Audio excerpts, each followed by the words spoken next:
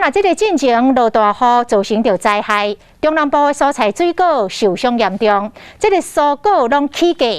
到打来，这个价数总算是搁回转来咯。高雄丰隆果菜市场的摊商讲，有一寡叶仔菜类已经落降一半，像这个小白菜，为每大斤8到10块，落到40块；这个小黄瓜、牛仔瓜，为一斤130，回到80外块。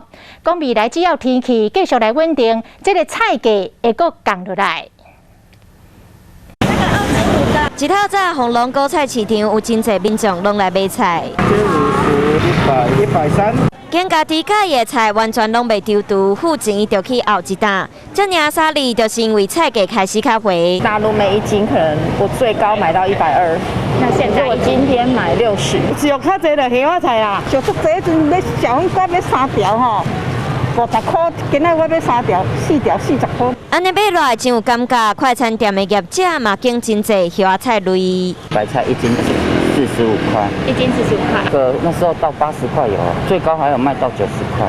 进前因为落大雨，袂少瓜果类叶仔菜拢进水，菜价嘛对得起。至少1/5的青菜每一斤拢飙破100块，即马含枝叶仔1斤50块左右，小白菜、藤芽菜伫40到45块之间。 像高丽菜也比较回稳下来，之前高丽菜也蛮贵的啊。大概是多少？50。50。啊，之前6、70。大家拢真喜的高丽菜，自一粒凊彩凊拢超过200块，到每斤50块，一粒大约100块左右。虽然即马菜价有开始较回，互消费者唔免阁开遮尔侪钱，不过和进前相比，要是略啊较贵。估计到半个月到1个月的时间，只要天气继续稳定，真悬的菜价嘛会继续落价。